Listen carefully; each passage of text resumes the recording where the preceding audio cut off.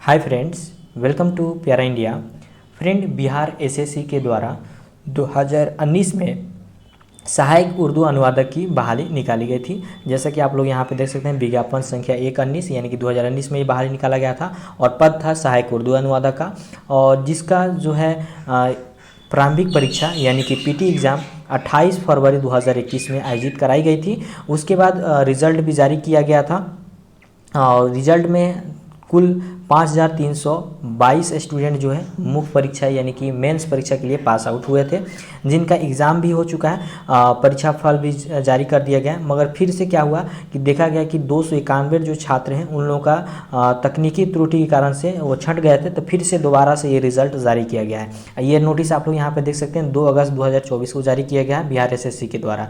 तो जो भी बच्चे बिहार सचिवालय के द्वारा जो ये बहाली निकाला गया था, सहायक उर्दू अनुवादक का फॉर्म भरे थे, पीटी का एग्ज़ाम दिए थे, तो वो अपना रिजल्ट फिर से जांच जरूर कर लें अगर उनका पीटी का रिजल्ट नहीं हुआ था, क्योंकि यहाँ पे 291 बच्चों को फिर से रिजल्ट जारी कर दिया गया है। और यहाँ पे दिया गया है कि जो भी बच्चे जो रिजल्ट दिया गया है उन लोगों को क्या करना है कि 3 अगस्त 2024 से लेकर 17 अगस्त 2024 तक को ऑनलाइन आवेदन फॉर्म भरना है मेन्स एग्ज़ाम के लिए। और आप लोग का मेन्स एग्ज़ाम का भी डेट यहाँ पे दे दिया गया है कि 29 अगस्त 2024 को आप लोग का मेन्स का एग्ज़ाम भी आयोजित करा लिया जाएगा। और जो एडमिट कार्ड है वो आपका वेबसाइट पे जारी किया जाएगा 5-6 दिन पहले आप लोग का।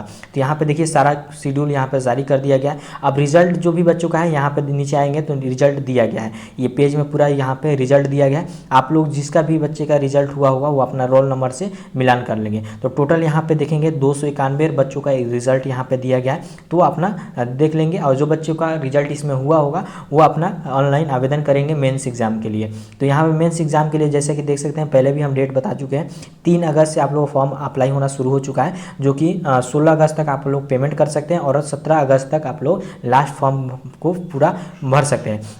यहाँ पर दिया गया फॉर्म भरने में किसी तरह के जैसे कि बेसिक जो डिटेल्स होते हैं, नाम, पता, फोटो, लिंग, कोटि, जन्म तिथि, अस्थायी पता, दिव्यांग आदि, इस सब में कोई भी परिवर्तन आप नहीं कर सकते हैं। जो पहले से था वही चीज़ आपको रखना है। और आरक्षण में भी कोई बदलाव नहीं होगा, जो पहले बार फॉर्म आपने भरा होगा उसी पर रखना है, सिर्फ है, कोई भी चेंजिंग नहीं होगा, सेम चीज़ आपको भरना होता है। अब देखिए जो मेन्स एग्जाम होगा यानी कि मुख्य परीक्षा होगा, 2 पेपर होगा, ठीक है।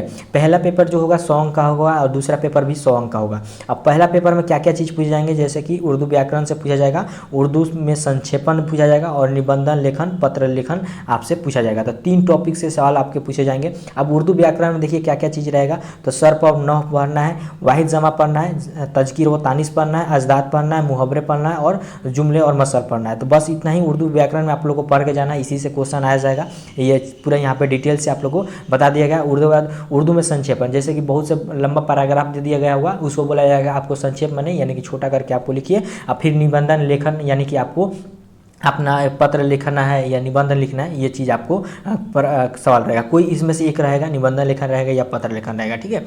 और उसके बाद यहाँ पे दिया गया द्वितीय पेपर जो होगा, इसमें क्या होगा कि आप लोग को ट्रांसलेट करना है, जैसे कि हिंदी से उर्दू करना है। जैसे हिंदी में दे दिया गया हो उसको बोला जाएगा उर्दू में कीजिए, या उर्दू में दिया रहेगा हिंदी में कीजिए, और फिर अंग्रेजी में रहेगा उसको उर्दू में करना होगा, फिर उर्दू को अंग्रेजी में अनुवाद करना होगा, सॉरी हिंदी में, तो अंग्रेजी से उर्दू और अंग्रेजी से हिंदी। तो इस तरह से 4 जो है आपको ट्रांसलेशन से आपके पेपर सेकंड में सवाल पूछेंगे। तो इस प्रकार से आप लोग होगा। अब यहाँ पे क्वालिफाई मार्क्स रखा गया है, यानी कि जो मेंस एग्जाम होगा इसमें कितना प्रतिशत आपको अंक लाना है जिससे कि आप पास आउट होंगे। तो देखिए समान वर्ग यानी कि आप समान वर्ग से आते हैं, अनरिजर्व कैटेगरी से आते हैं, तो 40% आपको अंक लाने होंगे। इससे कम आपका मार्क्स आएगा तो आप पास नहीं कहलाएंगे, इससे ज़्यादा आप लाते हैं तो आपके लिए कट ऑफ अच्छा होगा। उसके बाद पिछड़ा वर्ग के लिए मिनिमम 36.5% अंक लाना है, अति पिछड़ा वर्ग के लिए 34% अंक लाना है, अनुसूचित जाति के लिए यानी कि एससी के लिए 32%, और सभी वर्ग के महिलाओं के लिए, चाहे आप जनरल से आते हैं या किसी भी कास्ट से आते हैं, अगर महिला हैं तो आप लोग को यहाँ पे मात्र 32% अंक लाना होगा, ठीक है। यहाँ पे जनरल कैटेगरी या ईबीसी कुछ भी आपको मायने नहीं रखता है।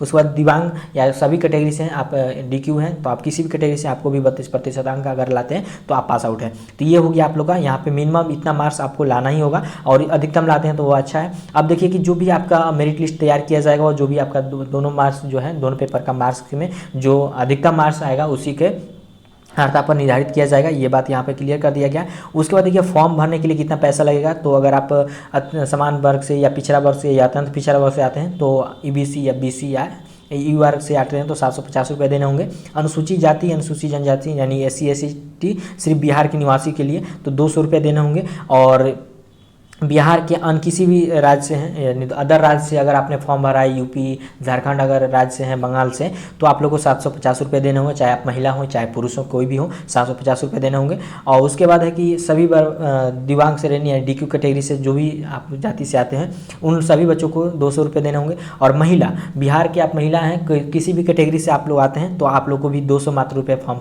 फिलअप के लिए देना होगा। उसके बाद यहाँ पे कैसे पेमेंट करना है उसके बारे में दिया गया है, कैसे फॉर्म को लॉगिन करना है, ये सारा चीज़ दिया गया। तो आप फॉर्म भरेंगे तो उसमें आप लोग को पता चल जाएगा।